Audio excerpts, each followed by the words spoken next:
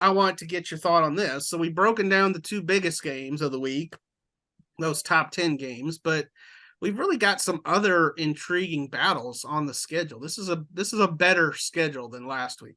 So outside of those two games that we've already talked about, what is the best matchup of the week?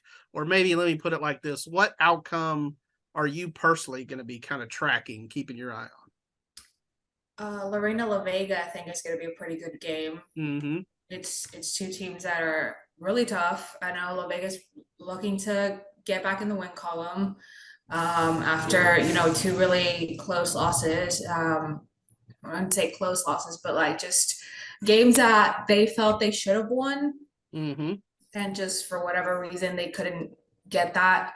And then West-Whitney, I mean, it's in that district, it's really just the top 4 or 5 teams. I mean, it's a 9-team district, and it's the top 4 or 5 teams are the ones that take, are really where the competition is at. And West coming off of a loss to Lorena, then going into a bye week, I know they feel like that was a really important thing for them, that they got to rest and kind of reevaluate and reset where they were at after that, especially with, a pretty young team that's going up against a Whitney team that put up 68-0 points over Inspired Vision to Open District last week. And they're a lot more experienced this year than they were last year.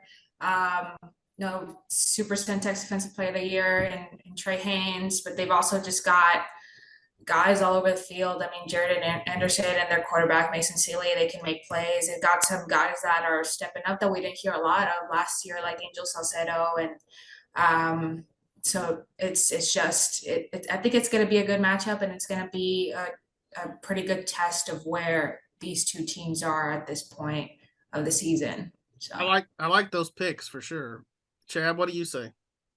Well, I'm going to talk about a team that we don't maybe talk about a lot because they're a little bit out on the fringe of our coverage area. But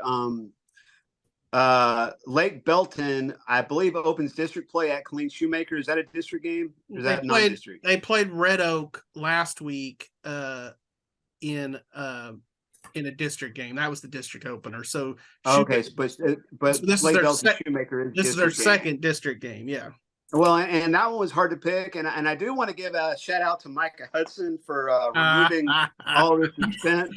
I knew we were going to end up talking about Micah Hudson at some point on the and he finally made his commitment. I think that's something that maybe he told the Tech coaches about earlier this summer, and finally came out with his graphic and his official commitment and everything. But that was legitimately a hard game to pick.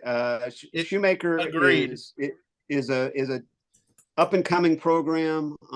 Lake Belton is coming off a loss, but they're a really good team. It's one probably that Lake Belton should win, that all three of us pick Lake Belton to win, but it might be a pretty tough out for them playing at Shoemaker at Leo Buckley Stadium.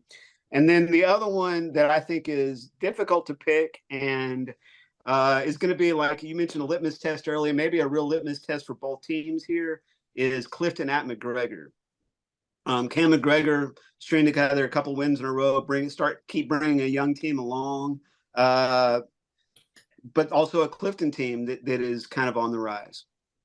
McGregor's not really that young. They're just inexperienced because they didn't bring back a lot of starters from last year, but they've got a lot of seniors and juniors on their roster. So I agree with all of your picks. I mean, DJ was going to go to West-Whitney really before she was like, oh, yeah, the Conley China Spring game is pretty big.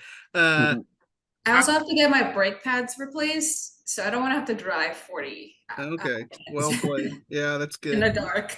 Be safe. I'm with you, DJ. I think that West-Whitney game, to me, that one was harder to pick than Conley China Spring. Just because of the way Whitney is just hammering people right now. And I agree with you that there is definitely a delineation of power in that district. You have sort of the haves and the have-nots. I mean, some of those Dallas schools, charter schools or whatever they are not on the same level as West and Whitney and Grandview. I mean, let's just face it. And And just the way Whitney is playing right now, I mean, it's going to be a really tough game for West. I think West has probably had their number in recent years, but and we'll see, you know, maybe the bye week leading up to this really helps West. I ended up picking the Trojans just as sort of like the big brother, but it would not surprise me in the slightest to see Whitney win. And, you know, Jaredon Anderson was a guy that you mentioned, DJ. Dude has over 500 receiving yards already through 3 games. That's ridiculous. I mean, that's pretty good stats. Even more than Micah Hudson, who's pretty freaking good. Yeah, so I did want to mention one other game, and that is Waco High and Midlothian. This is another game I'm going to have my eye on. I thought the Lions showed me something by playing Granbury tough in a loss last week to open district play. They're another one like West and Whitney that's in a 9-team district, so they have a quick start. They get 2 non-district games, and then they're boom right into district play. And Zach Smith has been drinking the Waco High Kool-Aid. He's all in on Waco High. I think he was impressed with Lyndon Helt.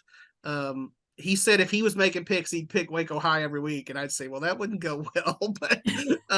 But I do think they're a lot better. And this could be a big one for them against a pretty good Midlothian team. I'll be really interested to see how this one comes out. Yeah, I mean, I think if they can clean up some of those little mistakes they had in the Granbury game, because I mean, they were driving.